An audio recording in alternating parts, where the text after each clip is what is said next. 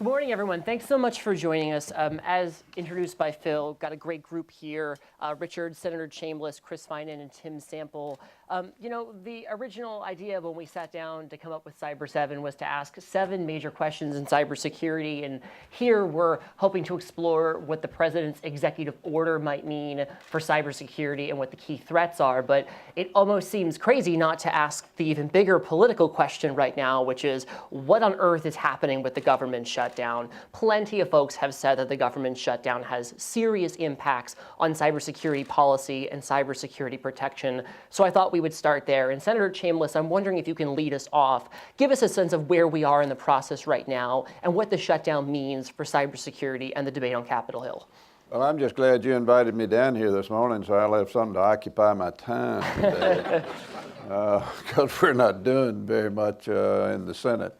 The House is actually moving, as you've probably seen, these mini bills through and sending them over to us, and it's like falling in a black hole once it gets to the Senate. Doesn't appear to be much movement at all between the White House and the leaders on Capitol Hill as of last night. But, these things tend to play themselves out, and hopefully we're going to see some movement this week. The longer we go, the more obvious it becomes that there's probably going to be a tie between the CR and the debt ceiling. We have very little, if any, negotiating room on the CR, but we have a lot on the debt ceiling. And the president's going to have to recognize that, and he's going to have to be willing to sit down, and I'm hopeful that's going to happen short term. What does it do for cybersecurity? Well, it does for cybersecurity what it's doing for every other federal program, and that is we just don't have uncertainty of the funding there. And we need to have an IC bill passed that's going to fund the intelligence community going forward, because if we ever slow down or have to take a step backwards because of a lack of funding, then it just gives the bad guys more of an opportunity to encroach on our space and do things that or we're not able to do the defensive measures that we need to do to keep them from carrying out maybe minor or obviously potentially major attacks. So the funding part of it is key in cybersecurity right now. Sure, I want to turn this over to the rest of the panel. Talk about what this shutdown means for protecting the country's critical infrastructure, stopping these key threats from places like China and Iran. Tim, you're closest to me, so you get to go first. No, I do think that there's a significant impact in that our attention is diverted. As Senator Chambliss said, having our attention diverted right now is not the right time to do that. I think, though, for me, we know the threats are out there. We've seen them play out. We saw them play out in the Syria, lead up to where we are with Syria. We've seen them played out across the world. I think for me, the bigger issue, this also keeps us from the debate on where America is going.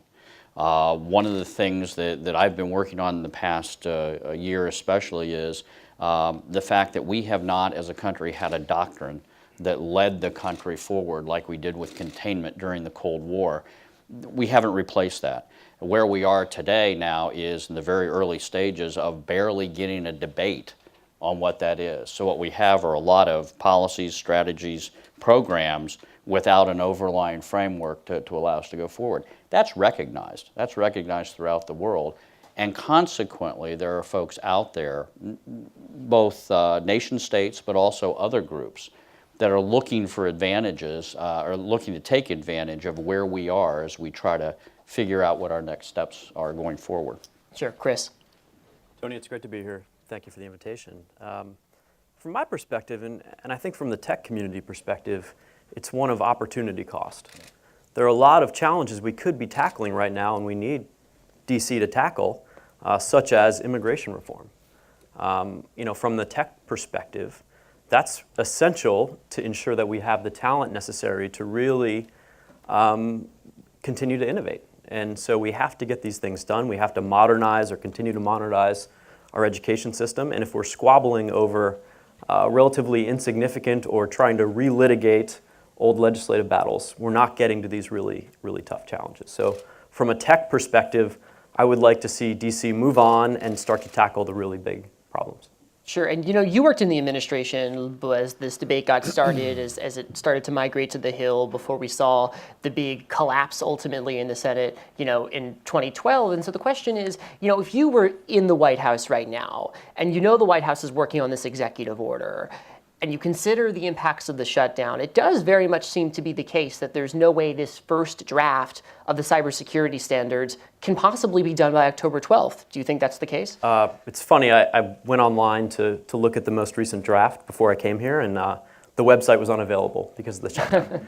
So certainly there's going to be an impact. It sounds to me like NIST has been making great progress in collaboration with industry.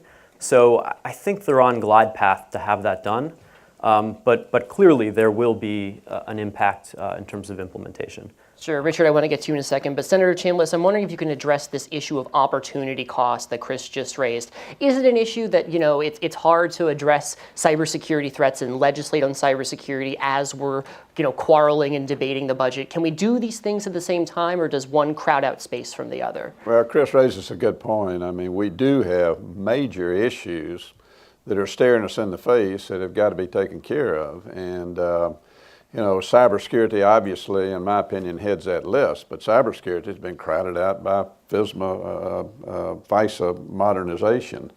And immigration has been pushed off. And there are a number of other key issues out there, like the Defense Authorization Bill, that have got to be done.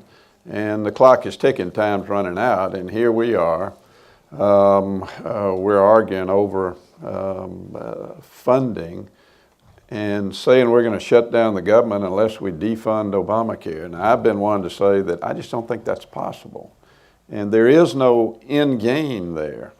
And I wish we could have gotten together earlier on a CR with maybe some minimal attachments and move to something that is significant like the debt ceiling, because we've got to get beyond that to address any number of major issues that once we get to January are going to be harder to deal with. Everybody knows that we get to January, it's an election year, and things tend to fall off the table.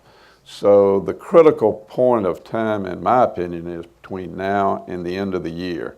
One other issue I'll throw in here is I haven't given up on a big deal from the standpoint of fiscal reform. Reduction in spending, reforming entitlements, and major tax reform are all components that we won't solve between now and the end of the year. But I do think there is still an opportunity to put a glide path towards resolving all three of those issues, to deal with the sequester, because if we don't deal with sequester, the IC and the other folks in the Department of Defense are really going to get hit hard next year. And I think it's imperative that we try to work towards some sort of glide path to resolving those. Sure. Richard, you guys at Mandiant study the threats. You know what's out there with China and Iran and otherwise. Bring this all together. The government shut down, things aren't working. Are we able to stop and identify the threats? Well, while the government may be shut down, the good news is the private sector is not. The breaches that you're reading about in the newspaper, Mandiant continues to respond to them. So thankfully, we're not affected, and so you can rest a little easier that a lot of the companies you care about are getting the help that they need. One area, though, that I do worry about with the government shutdown is one of the most effective programs I've seen over the last 8 years or so, and that's been the FBI's external notification program. About 2/3 of the time that a company learns that they've had a serious intrusion, something that's nation-state sponsored for the most part, it's because they've been told by the FBI. And to the extent that that program might be interrupted or reduced in any way, that worries me, because that means those companies who can't find on their own that they've been compromised are staying in that state where their intellectual property and their trade secrets are being stolen. So that's one of the reasons why I would like to see this resolved, just to help those companies get back on their feet. Senator, you mentioned the Defense Authorization Act, and I think if we had a House member sitting up here, they'd make the case of, we passed the NDA months ago, back in June. The Senate still hasn't moved on it. What's the forecast for that measure? When are we likely to see that happen? Will we be working on this Christmas Eve, Christmas Day, late in December, as we did last year? Yeah, I mean, last year is a pretty good example of why you don't need to do the defense authorization bill at the end of the year. It tends to get crammed in, and you don't have the time for debate on critical issues. I think that was a huge mistake last year, and it looks like we may be headed towards the same thing. That being said, I know Senator Levin is pushing hard. Unfortunately, we got a little setback with Senator Inhofe having some health issues that are probably going to delay us for a short time, but I don't think long time. But it's the next major bill sitting out there. If we're not going to do appropriations, which it doesn't appear we are, then the defense authorization bill ought to be next. But I'm not the majority leader, so unfortunately I don't control that.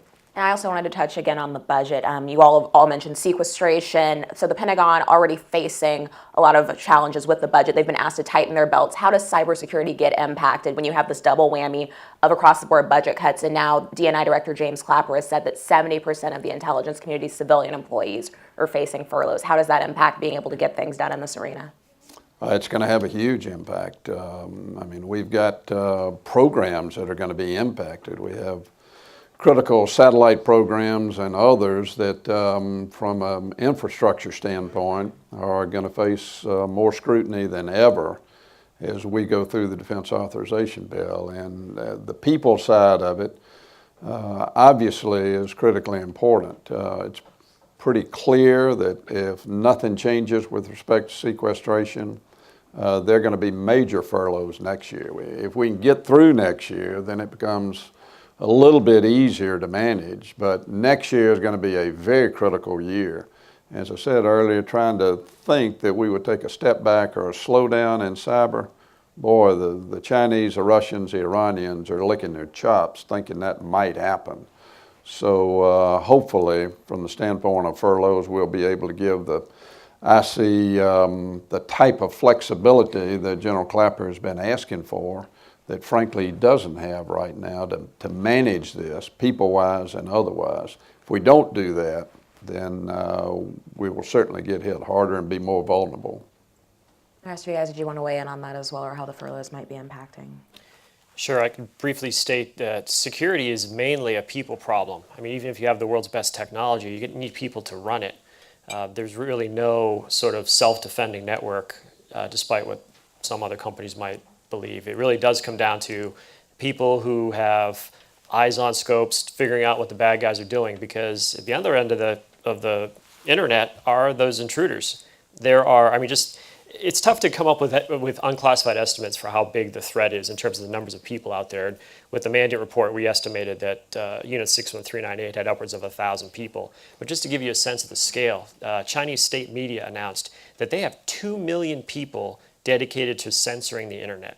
They can throw 2 million people at watching their own population. If they're willing to throw 2 million people at a domestic security problem, you can imagine the scale of the problem that they're throwing at external threats. I agree with Richard. You know, human capital is a very scarce commodity, especially when it comes to technology. And if we don't treat our capital well, they're going to leave. They're going to be sick of these shenanigans. So we have to do a better job of giving them the same kind of certainty that we would want to give the business community. I think we have to treat our federal workers better, plain and simple. So I think, if I can, I think the longer this goes on, the longer we repeat the mistakes we made right after the Cold War when we decided to go look for a peace dividend. Senator Chambliss and I both lived through part of that when he was on the House Intelligence Committee and I was there, in that we were picking up pieces. I mean, we had gutted our intelligence programs way into the bone, and took us decades to recover from that and a 9/11 attack. It's the same thing here, and the scarier prospect here is that while you look at, and we can talk about China and Russia and everything else, and we should, the other issue here is that this is, if you think about the cyber threat, in many ways, it's an asymmetric threat on steroids, because we're moving not just from nation state to nation state, we're now moving from an era of alliances to accomplices. Take Syria. You don't know who else is going to team up with Syria, with the Syrian Electronic Army. undoubtedly there were other sympathizers in Russia and elsewhere who are not officially part of the government, but certainly are willing to go to the cause, right? And some of the individuals that were just talked about in China. So this is in some way a more insidious and a more enhanced threat that at this point we're not taking as seriously as we need to, and sequester kind of proves that. Sure, we mentioned China, Russia, and Iran. Let's dig into some of these threats now, and I want to start with China, particularly because of all the work that Mandiant has done in identifying some of the ties there. Its seminal report earlier this year. What have you seen at Mandiant since the report has come out? How has the Chinese threat potentially changed since you guys were first able to tie some of the hacking going on there to the Chinese government?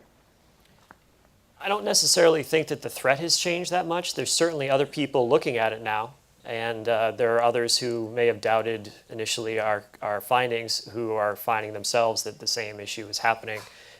There was a report in the media that activity had paused following the publication of our report. That was just an operational, a temporary setback for them. And unfortunately, they continued to attack very quickly thereafter. And it's important to remember that the group that we talked about is just one of approximately 24 groups that we track that are state-affiliated, state-sponsored, and in some cases, state actors. So all that activity is continued unabated. They don't have any of the sort of funding problems that we have. They just continue to appropriate trade secrets and such, despite the best efforts of the administration and others. Sure, and that's the next question. The administration has engaged or tried to engage on this issue of Chinese cyber threats. We just saw the meeting with the president and his Chinese counterpart out in California. We have this working group that's going on right now to try to address these Chinese cybersecurity threats. To the rest of the panel, Senator Chambliss, you next if you can. Has the White House done enough here? Has Congress done enough here? What do we still need to do to address this Chinese cyber threat head on? Well, the answer is no and no. I mean, obviously, there's got to be leadership starting from the top on any major issue. And I think by virtue of the fact you've got this kind of crowd here at 8:30 in the morning listening on this issue. We gave them coffee just so they were prepared. It just tells you that there are a lot of people in this town and otherwise that know that this is the next major military and otherwise issue that we're going to be facing. And the Chinese are a big part of that. The Mandiant report is just indicative of what's happening, obviously, with China, but there are also other state actors out there that are causing lots of problems. And if they had focused on the Iranians or the Russians, for example, they could have written a very nice report there. Which, by the way, the Mandiant report, I was telling Richard earlier, these guys are my heroes, and I talk about them all over the country when I'm talking about cyber issues. And people in America need to understand the seriousness of this, and that's where leadership coming out of the White House and coming out of Congress has failed in the first instance, because people are not cognizant of exactly how serious this is from an economic standpoint. There's no blood and guts in a cyber attack, and that makes it harder to really get the message out there. Secondly, I do applaud the president on the executive order. I think that from our standpoint, on our side of the aisle, within the intel community, we think it could have been a lot worse, but it turned out to be a pretty good order. And we are seeing it play out pretty well now with NIST, and that's a critical aspect of it. The thing about it is, though, that even there, the Chinese are watching, the Russians are watching, and they're trying to figure out right now how they're going to get around these standards or how they're going to continue to encroach on us and have the ability to attack us. So I think that is an indication of why Congress has got to act more immediately than what we're reacting to right now. And the president's got to show leadership. He's done that to a certain extent, but he's got to step up his game. But I think it's critically important that Congress step up, particularly on the information sharing side. Sure, we're going to get into information sharing and the EO in just a moment, but Chris and Tim, I want to bring you guys into this conversation. Talk a little bit about the White House response to China, the congressional response to China, and what, if anything, should be better. This is something that the president obviously takes very seriously. You know, he said that this is not on the margins of a relationship with China, but this is central to the relationship. And I know he definitely means that. Cyber is one of the issues that keeps him up at night, particularly the threats to our critical infrastructure. And so this is a multi-year effort, though, to develop a norm, an international norm that can distinguish between traditional statecraft and espionage from economic theft. And so it's going to take a long time to build that norm internationally, and there's going to be a lot of bilateral work that needs to be done. But clearly he is willing to assert leadership and make that happen. Tim? I think that the steps the administration have taken so far are good steps. They don't go far enough. So I agree with the rest of the panelists. I think the issue here is that there is a broader perspective here that goes beyond this administration's term. And it's very hard for any administration to look past that, but we have to, because this is the future and direction of America. And we talk about the government. I mean, the same goes for the private sector. I mean, there are certain companies in the private sector that are very good at protecting themselves. The vast majority are not, because we're still having, goes to Senator Chambliss's comment about really understanding the threat and how important it is. If you think about it, the internet today is quickly moved. Right now, we consider whether we want to admit to it or not, right now today the internet is a utility. I mean, we expect the internet to be there like you'd expect to walk in this room and turn on a light switch. I mean, and when it's not, you look very puzzled and you go, how can that be? But the real critical nature of this is we're moving now past the utility stage, and we're moving toward the internet as our critical infrastructure. When we talk about critical infrastructure today, we talk about certain segments. I would argue the internet is quickly becoming our critical infrastructure because it affects our economy from top down. I mean, look at how many mom and pop shops are now throughout the country who have now gone international with their product with a click of a button, right? So you do that, and then you look at major industries, and you still have debates, necessary debates, at the CEO level when their chief technology officer comes in and says, I got to have this to protect our network. And there's this look, and they look at him and go, really? Because we just spent this amount, right? And they're weighing that with return on investment. It's a hard choice right now.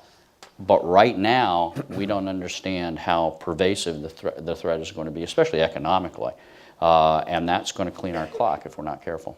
I want to ask you guys real briefly to respond also to the character of the cyber threat as it relates to both Iran and Syria. Obviously, those are high on the priority list when you talk about geographic areas that are of concern. Well, I can speak to those to a certain degree. Iran has been a threat in the intelligence community for a long time. If you take a look at some of the reporting that the National Counterintelligence Executive has produced over the years, you look in the appendices and you see the lists of cases that they've brought. Several reports ago, it wasn't China and Russia that were number one. I counted, Iran was number one. But those were human spies. They were people who were infiltrating facilities and then removing information by hand. These days, though, other countries besides the Russians and the Chinese are figuring out this digital model of theft is great because it's basically free. It's very low risk, and you can get a huge amount of information by doing so. So other countries are figuring this out, and they're acting on it. And we're starting to see the Iranians, to a certain extent, they're not anywhere near as pervasive as the Chinese or even the Russians, but it seems like they're out there trying to figure out what it's like to operate on somebody else's network without being caught. And that's the first step in a really interesting scenario where they want to learn how to stay in a network for years, as the Russians and the Chinese have learned how to do. The Syrians, they're still in terms of the threat, they're more of a disruptive force. The fact that they are willing to hack and then tell people about it shows that they are at a different level of maturity. They have to be respected because anybody who can cause damage is something you have to worry about on the internet. But in terms of sort of that really dangerous group that can get into a target, cause widespread damage, perhaps without anyone knowing until it's too late, I don't see the Syrians there yet. Or your thoughts? Well, obviously I tend to agree with Richard there with respect particularly to Syria. But what we always have to be cognizant of is that you can take a 15-year-old kid with a laptop and he can do a lot of mischief if he knows what the heck he's doing. And we're going to have to continue to be vigilant with respect to obviously the guys that we know about, but there are just simply so many other potential state actors that could cause mischief that this is going to be a long-term problem. This is something we're going to have to live with for years to come, which goes back to the earlier point we were talking about from a funding standpoint. We can't afford to have an interruption in that stream of funding. We've got to stay ahead of the curve. We've done that in the private sector. That's why we can compete so well with folks around the world, but in the intelligence community, we've always been ahead of the curve. And if we do have an interruption in that funding stream, then it's not going to allow us to have the ability to monitor not just the folks we know about, but those other potential folks out there. Sure. Just a heads up that there are 2 seats up in front if anybody standing in the back really wants to sit down. And please remember to tweet and send us your questions because we'd love to hear from all of you. But let's turn back now to the executive order and to what's happening on Capitol Hill. You know, Chris, you said couldn't access the latest draft of the draft on this website. Senator Chambliss, you've been somewhat pleased with the process so far. But the one major thing we hear from the administration is that this executive order isn't going to be totally successful without Congress getting involved to sort of fill in the gaps, whether that's on information sharing or whether that's on incentivizing private companies to adopt these voluntary standards that they're putting together along with those at NIST and the rest of the federal government. So I guess the big overarching question on the second part of that is this.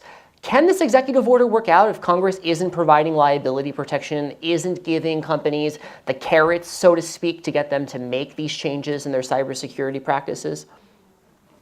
Jump ball. So let me just say, the cybersecurity executive order was always intended to be a tool that we could use to develop a market standard of care. Right now, cybersecurity is a very immature market, especially with respect to critical infrastructure protection.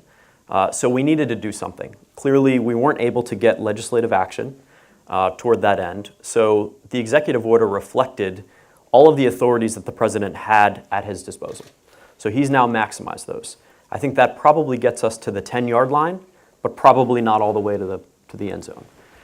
So there definitely will need to be more that's done because you need to be able to create the standard of care which requires widespread adoption.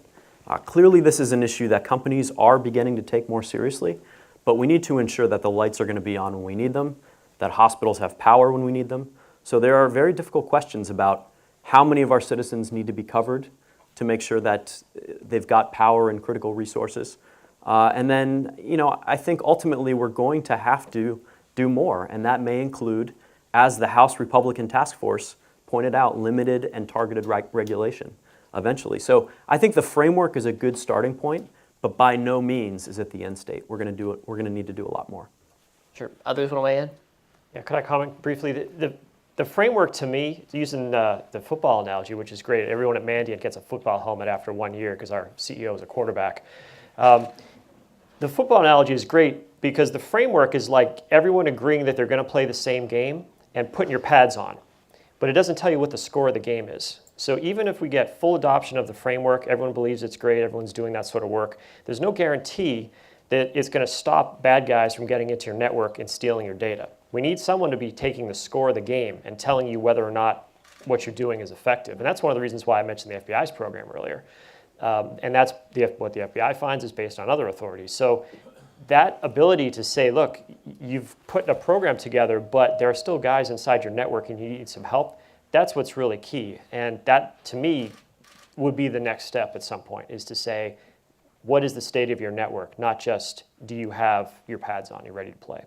Sure, but one of the big issues here has been information sharing. The White House has said that while it's done what it can to push information out to the private sector, that it's definitely not to the extent that Congress wanted to give the private sector and the government the ability to exchange threat data.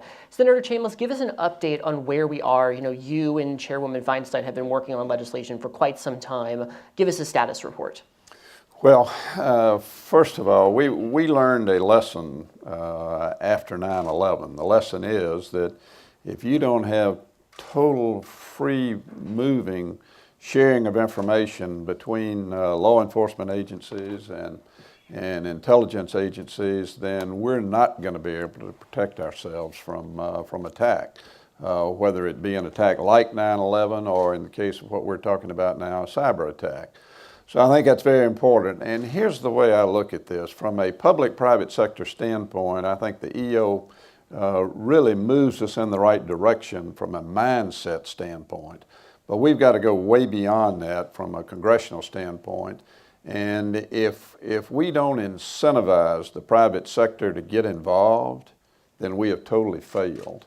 And the way we're going to have to incentivize the private sector is doing two things. Number one, we've got to prove to them that the federal government does have the capability of providing them the kind of information that they need to protect themselves, and that they can feel comfortable in communicating with the federal government and different agencies within the government about some of their personal business, so to speak. Secondly, we've got to provide total liability protection. Now, I don't care whether it's information that is shared directly between a financial institution, and today they have a relationship with the FBI or maybe the SEC or some government agency.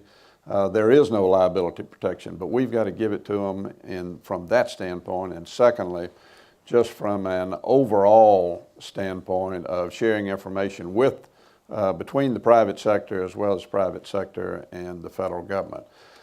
Diane and I both approach cyber legislation from that perspective. We've had some disagreements on how we get there, but we're very close to having a cybersecurity bill. Had we not been interrupted by the NSA and revelations by Mr. Snowden and the need for FISA reform, I think we probably would have been there because that was next on our plate. But we still have a couple of issues left with respect to liability. But I think generally speaking, here's how we envision it working. There will be a portal located at probably at DHS, and cyber information will go into that portal and be shared in real time. And I emphasize real time, because that is the key. If we say it's going to be shared in as close to real time as possible, then we're behind the curve. It's got to be shared in real time. And once we get to that point, then the issue becomes purely a matter of what's going to happen from a countermeasure standpoint, who's going to dictate what kind of countermeasures are implemented, and then when does the liability kick in.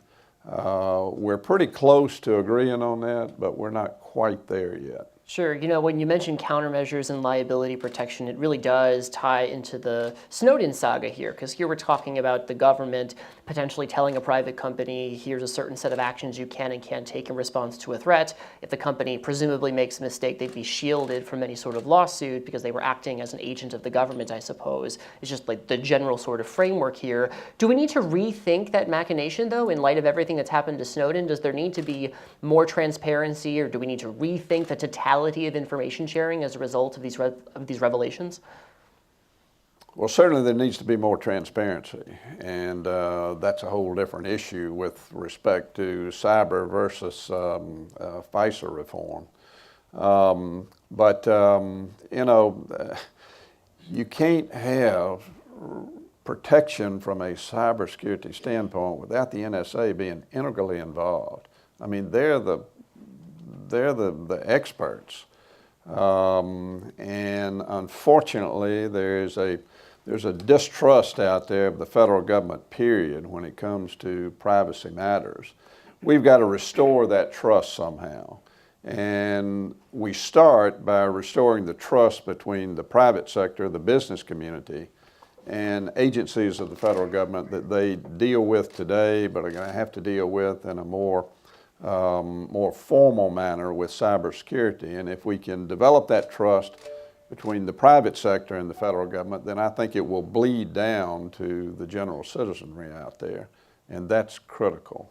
I think it's important to realize that the type of information we're talking about sharing is not American personal information. The privacy community, which I love, has been very vocal about this, but they don't understand the type of information that's going to be shared.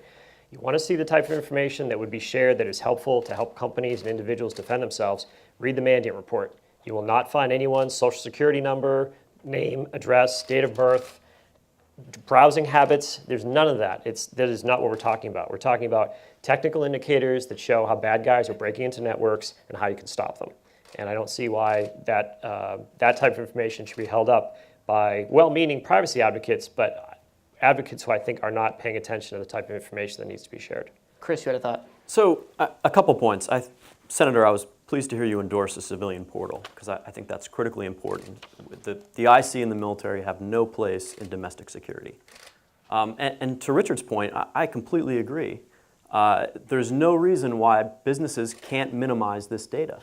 So that's a perfectly reasonable provision to include. But that's been a huge debate in the House. That minimization language, in the eyes of some privacy advocates, never really materialized the way they wanted. But it's trivial to architect into a system from the beginning. So again, businesses need certainty and clarity. If you provide that, they'll be fine with it.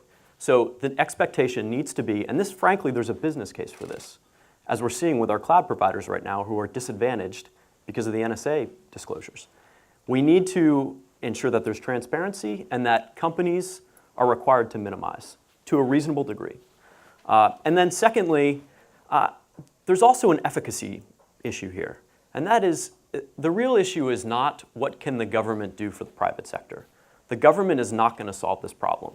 What we need to do is give businesses clarity so that they can exchange information among the business community. Frankly, the signatures that the government is sending out are marginally effective. The true value is in businesses being able to aggregate and share information in real time. I would love to just see, frankly, I think it's probably a bridge too far to have new liability protection for data to come back to the government. I think, frankly, the government probably has enough access to data as it is. I would love to just see a little bit more clarity so that we can facilitate more business-to-business information sharing. I think if we go too far on liability, we will create a moral hazard, and then that will put people at risk. We don't want to immunize negligence, because then the American taxpayer is on the hook to pay for that. Sure, we're running short on time, but want to get a quick pulse check on the panel. Can information sharing legislation still happen this year? Yes or no? Are we out of time? One no. Yes. Senator Chambliss, you think so? Yes. One optimistic vote. And you'll hear Mike Rogers and Dutch Ruppersberger talk about it today, later on. The four of us, Dutch and Mike and Diane and I, have been working very closely on this for a year now. So if we can get something done on the Senate side, we think we can come together and bridge our differences and the philosophy between the House bill and where we're going to go. Sure. And I hope that's true, but I want to go back to something Chris said very, very quickly, and that is, we have to remember that even with that legislation, information sharing is not a panacea, right? I mean, you go back after 9/11, you had a lot of local law enforcement officials who came to the government, came to the intelligence community, and basically it was, if I only had a top secret clearance, everything would now be revealed and I would understand the complete terrorist threat. And some of them got those clearances and they were sorely disappointed, because there are no absolutes. It is sharing a certain level of information that gives you an advantage in some of the threat vectors and things like that. But if you think, and I think a lot of people believe this, if you think that's going to solve everything and say, well, I can clearly identify this person on this day and they're coming at me, we're in for a big shock. Sure. All right, so we're going to wrap it up and leave it here on this conversation. Senator Chambliss, Richard, Tim, and Chris, thank you so much for joining us today. We really appreciated getting to talk with you. Thank you. Thank you.